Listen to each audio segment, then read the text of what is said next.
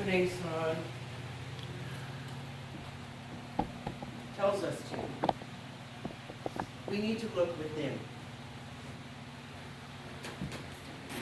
Many of us try to take many different ways or paths or directions to figure out what's going on in our lives. As the unity has taught us also, we need to look within. We need to go to that secret place, that inner sanctum. Many of us have taken many different paths. Some of us have tried a lot of different religious type of things, spiritual type of things. We've taken many paths. I don't know if we still have that poster downstairs, but it has all the shoes of all the different kinds of shoes, but they're all pointing to a center point. We can take as many paths as we want to, but we're all going to the same direction. So let's find our secret place, our inner sanctum. Take some deep breaths.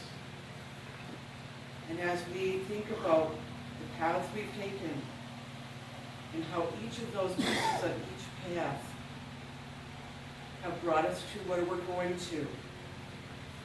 We may not see the end in sight yet, but that's the journey. We need to embrace the journey. Each individual path has brought us a little piece of our puzzle to the ultimate goal. And as we think about all those pieces that we put together and how they're bringing us to this one goal, let's listen to Michael Monroe. One of his pieces that he wrote was called Many Paths. So that is the piece that I'm going to play for our meditation.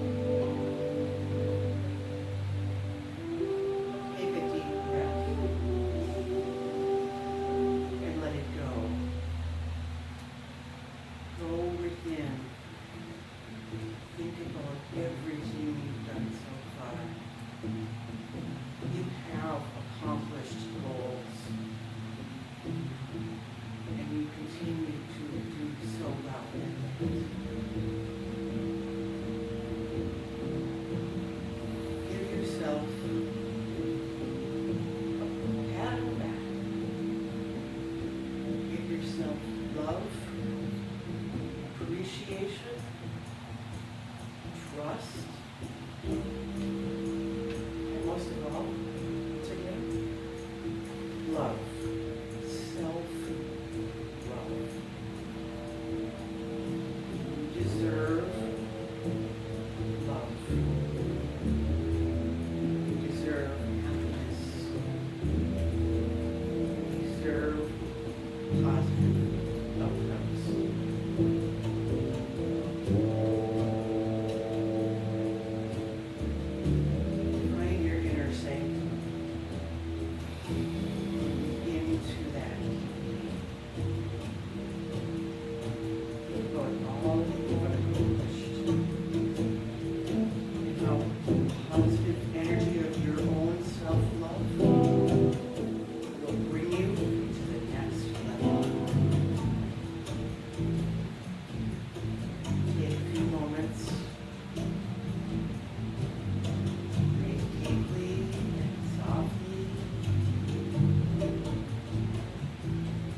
count your blessings and your experiences.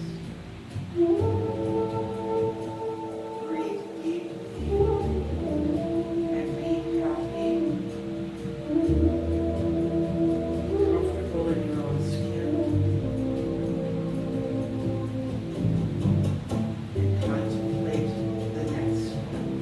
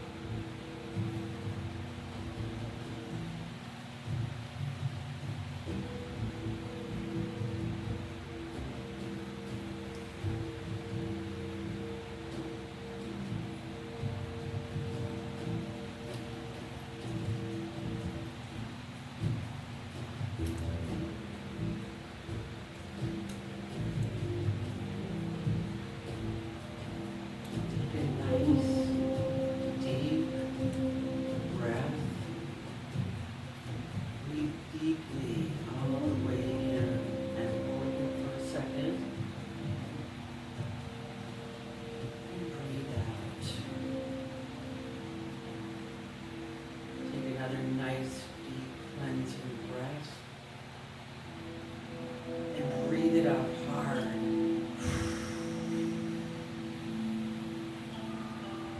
All of the evil, negative thoughts that may have bubbled to the surface, breathing them all out now. Because we are positive, intuitive, happy, wonderful human beings. Take a nice deep breath in. And breathe it out softly.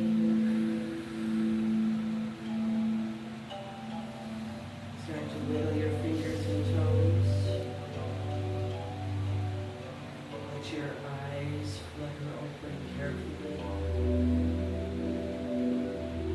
Take another nice deep breath. And come back to the path that we're on right now.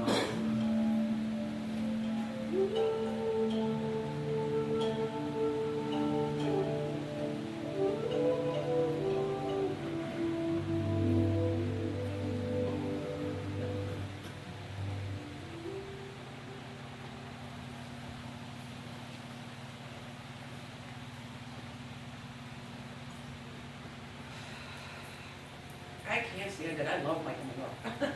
I would marry that guy in a heartbeat. I just love his music. Now, as usual, the thoughts that were going through my head before I came to stand on this podium were going in so many different directions, many paths. And as I was sitting behind the podium earlier this morning, I tried to get a feel for the energy that's behind this podium. Every time, I will say this forever, there is an energy here. There is definite energy here. And I'm sitting here with my eyes closed, and I look up, and what do I see? But I see this nifty little book. God has no religion. I've never seen this before. Probably have heard out of it before, but I've never seen it before. So I'm like, okay, cool. I'm going to try this. So I'm going to open it up. The first page I opened it up to was this. May I become. May I become at all times, both now and forever, a protector for those without protection, a guide for those who have lost their way, a ship for those with oceans to cross, a bridge for those with rivers to cross, a sanctuary for those in danger, a lamp for those without light, a place of refuge for those who lack shelter, and a servant to all in need. As I read that, I was like, wow, that's deep. That's my goal, is to be there for people. To be the person that is there for somebody, serving them. Don't always get the chance. And sometimes my chances are bad choices. But that's one of the sacred readings that I wanted to read. Their sacred text I want to read from today. I thought it was so cool. That's my goal. That's what I want to be. I just want to be a good person all around, and I want to be able to share that with others. The other thing I wanted to read was this from the Rumi Day book.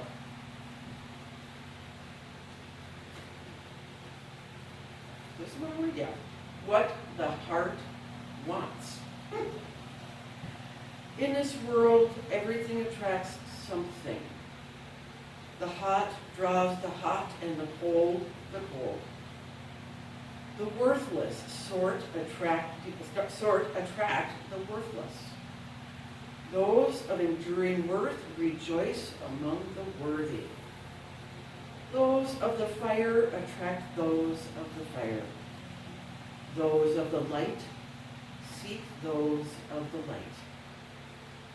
When you shut your eyes, you felt uncomfortable How could the light of the eye do without the light of the window? Your discomfort was caused by the light in your eyes straining to be joined speedily with the daylight.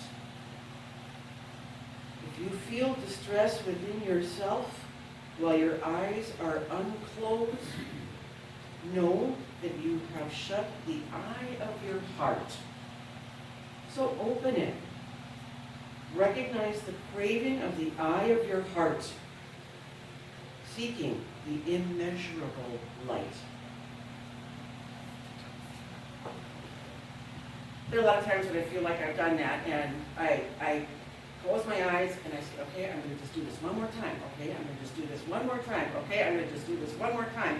And one more time gets to be over and over and over again. I mean, most of you already know the crap I went through at the sheriff's office, right? So we don't have to go there. But anyway, I would go in one more day, one more day, one more day, one more day. And finally, I just said, enough. I finally opened my eye of my heart and said, I'm done. And yesterday, this is going to be all news to you, except for Carol, was like, I've been doing the same thing at the Sunshine Cafe. I'm going every day. Every time I go, I'm going, I'm doing it, I'm going one more time, one more time, one more time. My shoes that I've been wearing since the first day, I've been doing this for 5 years now, right? And I've had the same shoes for 5 years. Yes, the super glue and the sewing machine have come, well, not sewing machine, my sewing. You know, I've patched up those shoes and the soles are nothing. There's nothing left of these shoes. And I promised myself when those shoes are totally gone, I'm done. Well, I'm done. The shoes have lost their life. I have put in my 2 weeks notice. So I am now opening the eye to my heart's eye, and saying, there's something more for me out there. And that's what I'm talking about, many paths. I mean, my gosh, I worked at the sheriff's office. I worked at the DMV. I was a teacher for 20 years. I taught skiing at Spirit Mountain. I worked at a pizzeria. The first real job I had, I worked at Dave's Pizza in Kenwood. I mean, I love that pizza. I love that guy, you know. I worked at the school cafeteria for a couple of years, you know, and I worked at the school newspaper. God, I love that job. That was so cool. And I was all excited when I came back from college, and I was like, yeah, I'm a reporter. I worked at the school newspaper. I was the features editor. Yeah, I'm cool. I'm great. I'm going to get a job in news reporting right away. Well, that didn't work. So we all take these many paths. We all try different things. We're all trying on different shoes that are going ultimately to the same direction. But we have to stumble along the way, I guess, once in a while, and just finally, you know, wake up, open our eyes, look within, and figure out, okay, what do I really want? What do I really want? Now, some of us, I mean, you know, not everybody does this, but I, of course, try to find what I really wanted at the bottom of the bottle. And that's not a good place to go. And so I gave that up. You know, I finally figured it out. You know, it's like it takes, you know, it's like somebody has to hit me over the head with a brick. So I figured it out after 3 days in detox. Did I say that out loud? Anyway, so yeah, I was so embarrassed, and I'm so ashamed of myself, and the guilt and the shame of letting other people down was like immense. The 2 months of outpatient treatment that I went through was longer than the normal. I think it's like 6 weeks, but I asked to keep going. I wanted to keep going because I knew there was stuff I needed to work out, right? And after the time I was in inpatient treatment, I think I cried every single day. And that's a good thing. That's a good thing. I mean, we all have to do that once in a while too. Our tears wash away some of the crap that we've been holding on to. And that was a tough journey, but I made it through that, and I haven't touched a drop since. Which is, for me, every day is a new challenge. But, you know, it's almost like, I don't know, it's almost like it's not even a challenge anymore. I mean, I get it. I know what I can and cannot do. I cannot drink. Other people I've encountered through the halls of AA and other treatment centers have fallen by the wayside and have taken that drink and have gone off the deep end over and over and over again, and it's so hard to watch. It is very difficult. I don't know why I got it. but I did. And I thank God, Buddha, whatever, whoever you want to talk to, whatever religion or faith or thought, and also from the fact that I am stubborn. I have a stubborn streak in me, and I just don't want to go back there. And I don't want to give up what I've worked so hard for. Of course, I went to AA. I went to AA for years. They have their 12 steps. We admitted we were powerless over alcohol, that our lives had become unmanageable. Step 2, we came to believe that a power greater than ourselves could restore us to sanity. Step 3, made a decision to turn our will and our lives over to the care of God as we understood Him. Sorry, I stole that part. Made a search and fearless moral inventory of ourselves for step 4. Step 5, admitted to God, to ourselves, and to another human being the exact nature of our wrongs. Step 6, we're entirely ready to have God remove all these defects of character. Step 7, humbly asked Him to remove our shortcomings. Step 8, made a list of all persons we had harmed and became willing to make amends to them all. Step 9, made direct amends to such people wherever possible, except when to do so would injure them or others. Step 10, continued to take personal inventory, and when we were wrong, promptly admitted it. Step 11, sought through prayer and meditation to improve our conscious contact with God as we understood Him, praying only for the knowledge of His will for us and the power to carry that out. And 12, having had a spiritual awakening as the result of these steps, we tried to carry this message to alcoholics and to practice these principles in all our affairs. And it's very similar steps as for Al-Anon, for Narcotics Anonymous, any kind of program that works with addictions. And I worked with that and worked with that and worked with that and worked with that. And I did 90, I did 2,000 and 2,000 practically. I went every day, sometimes twice a day for many years, I should say. And that was enlightening, challenging, interesting. I learned a lot about other people and how they fell into their addiction, and how the antics that they pulled when they were drunk or whatever, which was interesting, because I kind of had some similar experiences, which was kind of sad. But then all of a sudden, I don't know when it happened, but all of a sudden, I stopped going. Not because I didn't feel that I needed a group therapy, not because I didn't feel that I was done, because I'm certainly never going to be done with this, but because I kept hearing the same stories over and over again, and it was almost like a broken record in some cases, which was kind of sad, because I didn't want to hear the ick. I didn't want to hear what you did, or the icky things you did when you were on in some kind of altered state. I was craving something else. I was craving more positivity. I was craving something that said, yeah, I had this addiction, but now I'm on a different path. I wanted a new vision and a new path to follow. It's only taken me a bunch of years to figure out that there are tons of paths, but there's a whole different set of steps out there. I just learned about this like 2 weeks ago, and it's like mind-blowing, because I have been looking for this for umpteen years. I can't tell you how long. And it's not guilt and shame, and it's not confessing your sins. We've done that. I've been there. I've done what I can with that. Now it's time to become a person, a human being, not a sinner. I'm not a sinner. I'm a good soul. I know that down deep inside. Of course, that good old Catholic thing keeps pounding at the back door. But I try to not answer it. But I found this. Actually, a friend of mine gave this to me. It's called the 16 Steps of Discovery and Empowerment. We affirm We have the power to take charge of our lives and stop being dependent on substances or other people for our self-esteem and security. Wow. Okay, so I'm responsible for my own self-esteem and my own security.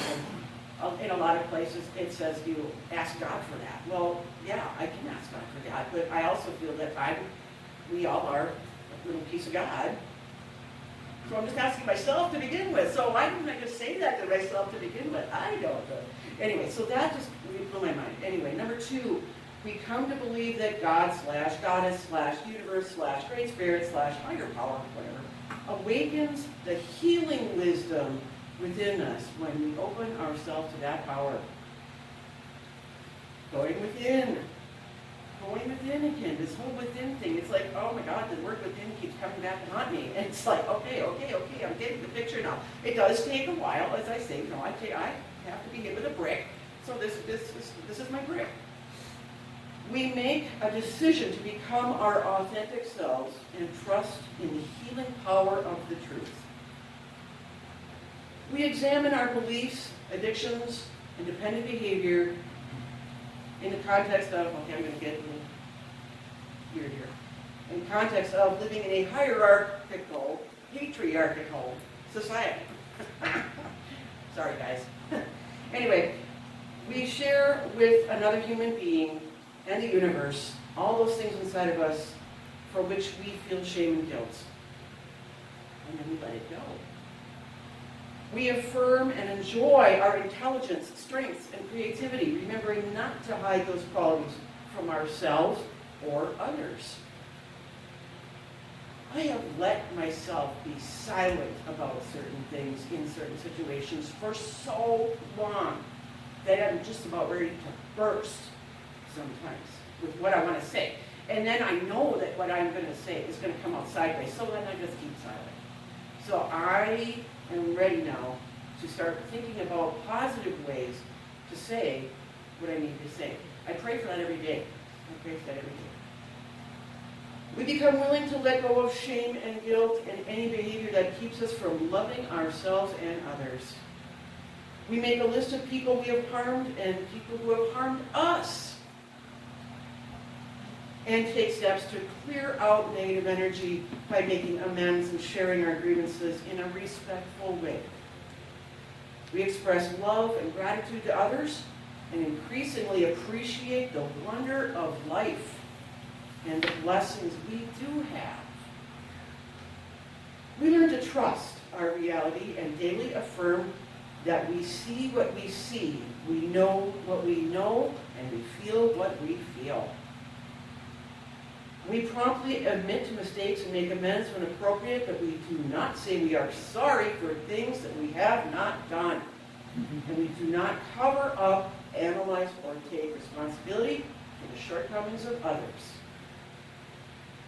Wow, I've been doing that a long time. I'm doing that a really long time, so it's time for me to stop doing that, right? We seek our situations, jobs, and people that affirm our intelligence, perceptions, and self-worth, and avoid situations or people who are hurtful, harmful, or demanding to us. We take steps to heal our physical bodies, organize our lives, reduce stress, and have fun. That's not the 12 steps. I mean, the word fun does not show up in the regular 12 steps. We seek to find our inward calling and develop the will and wisdom to follow it.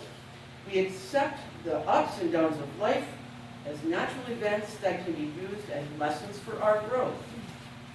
And number 16, we grow in awareness that we are sacred beings, interrelated with all living things, and we contribute to restoring peace and balance on the planet.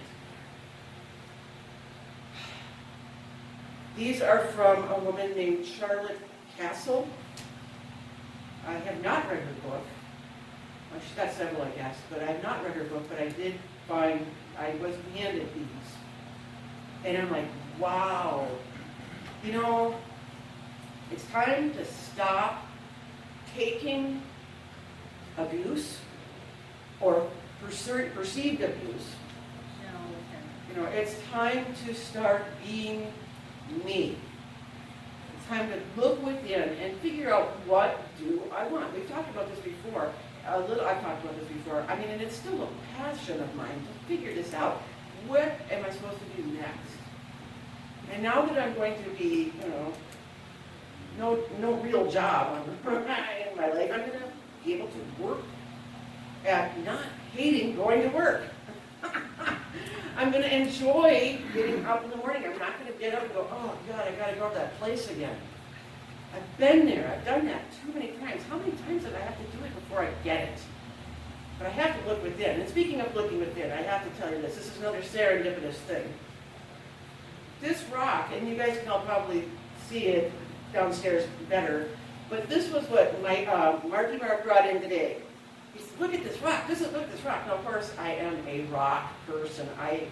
My mother used to tease me that the number of rocks in my bedroom alone kept the house from floating away. Okay. So, yeah, I mean, I have lots of rocks, and I still do. In fact, I don't know how many of you knew this, but I had Twin Ports trailer trash come and help me clean out my basement junk room. And when they pulled out this one little bag, it's like a little lunch bag, falling apart, full of rocks. They said, do you want to keep these? I said, yes, we're going to keep those. Please don't throw those away. I mean, I don't even know what they're made of, but I don't care. I picked them up for a reason when I was younger, and it now keeps me grounded a little bit. And I love rocks. I mean, they keep me grounded all the time anyway.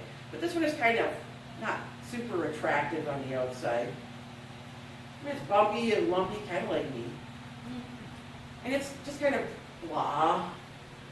It's not super pretty, and not probably, if I were walking down the beach, would not have picked it up, because it's, it's just blah.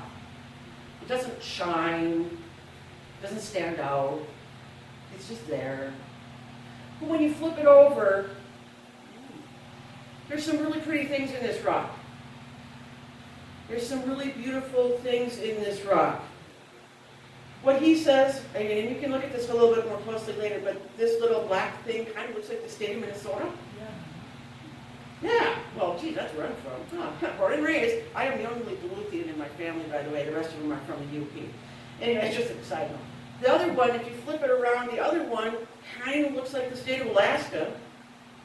I don't know what that has to do with me, but I don't care. It doesn't matter. It does look like the state of Alaska, kind of. But it's cool because this one, this black one, has got a little crevice in it with little crystals inside. If you look really closely, you can see them. The crystals are there. This is, as Mark told me, this is a geode that's been filled in a little bit with other things. And geodes are notorious for looking lumpy, bumpy, and not so, and kind of blah on the outside. But inside, oh my God!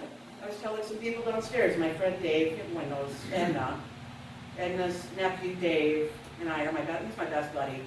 We went to a rock shop in Mexico where in this one corner there was a bunch of these little globby rocks that looked like nothing, just globby rocks. And they were geodes, but they were whole. So he said, well, we open them up for you. For this amount of money, we can open them up for you. We're like, cool, let's do it. So they took this thing that looked like a big, kind of a pliers, well, I don't know what you call it. Anyway, but it had like a chain on it that looked like an oversized bike chain. And he went, snap! And the two pieces fell apart, and it was insanely gorgeous. The crystals inside, deep colors and beautiful scenery inside. And what looked like to me was kind of the shape of a bear. And we each have half of that. I mean, we've known each other for so long. We are like each other's half, just because we're such good friends. We've known each other forever.